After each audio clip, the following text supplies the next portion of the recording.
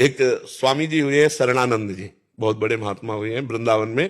तो वो आंखों से अंधे थे, नौजवान थे, लकुट के सहारे वो किनारे नदी के जा रहे थे। अब उनको तो पता नहीं था कि कगार है फटने वाली, और उसी पे पैर रखा और कगार फटी और दरिया में गिर गए और लठिया गिर गई। अब आंखों से दिखाई नहीं देता, अब हाथ पैर मारे तो किधर के लिए मारे? आंखों से दिखाई दे तो किनारा समझ में आवे ना, हाथ पैर मारे तो किधर मारे? तो उन्हें लगा अब तो गया, बस ऐसे हाथ उठा दियो दरिया में ही कि प्रभु मैं आपकी शरण में हूं, अब चाहे जिंदगी ले लो या जिंदगी बचा दो। तो इतने में उनके हाथ में लठिया पड़ गई, लठिया बहकर हाथ में कैसे आग गई आप समझो, और ऐसे किया तो किनारा आ गया। उसी दिन से अपने को शरणानंद नाम रखा भगवान की। और इतने बड़े ज्ञानी महात्मा हुए कि स्वामी राम सुखदास जी कभी कभी उनका उदाहरण दिया करते थे। बड़े ज्ञानी महात्मा, उत्तम ज्ञान जागृत हो गया भगवान की शरण में होकर। तो अगर हम भगवान की शरण में हो जाएं तो सब बात। गजेंद्र हाथ पैर मार के हार गया ना आखिरकार। अभी आज ही चरित्र, कितना लंबा समय हाथ पैर मारा, पहले ही पुकार देता।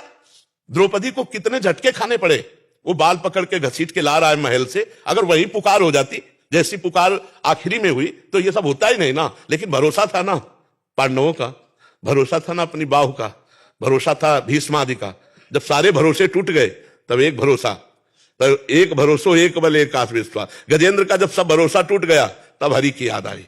तो हमें लगता है कि देहाभिमानी जीव हाथ पैर मारना बंद नहीं करता, तो पहले मार के देख लो हाथ पैर।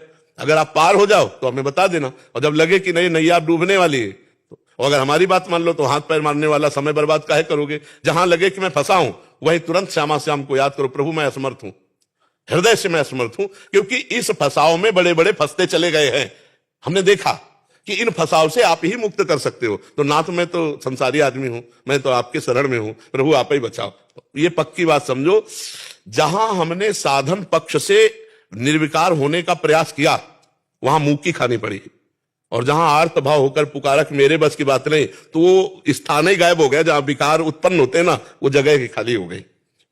ये हम अनुभव की बात कहते हैं। भगवान की शरण में महान बल है, वो नीच से नीच वृत्ति वाले को महात्मा बना दे एक क्षण में। करो सद्य ते साधु समाना, करो सद्य, सद्य माने तत्काल, करो सद्य ते साधु समाना। इसलिए हर विकार से निर्विकार होने के लिए भगवान का स्मरण करते हुए भगवान की शरण में रहना। शरण में रहने स्थिति तुरंत आ जाए, मैं तो शरणागत हूं प्रभु श्यामा श्याम। और लंबे समय तक कुछ भी परिणाम ना मिलने पर आपकी स्थिति में फर्क नहीं आना चाहिए, आपकी श्रद्धा में फर्क नहीं आना चाहिए, तब आप देख लेना आगे।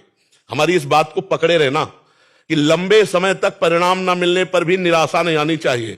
मैं नीच हूं, पतित हूं, व्यभिचारी हूं, दुष्ट हूं, पर अब आपका हूं और आपका ही रहूंगा। अब अगर आपको ऐसे ही मुझे रखना है तो मैं ऐसे ही आपका रहूंगा, और अगर आपको सुधारना तो सुधार लो, मैं आपका हूं। ये हम शरणागति की बात कह रहे हैं। बहुत आनंद का विषय, आप क्या चिंता, आप जैसे चाहो वैसे रखो, मैं आपका हूं।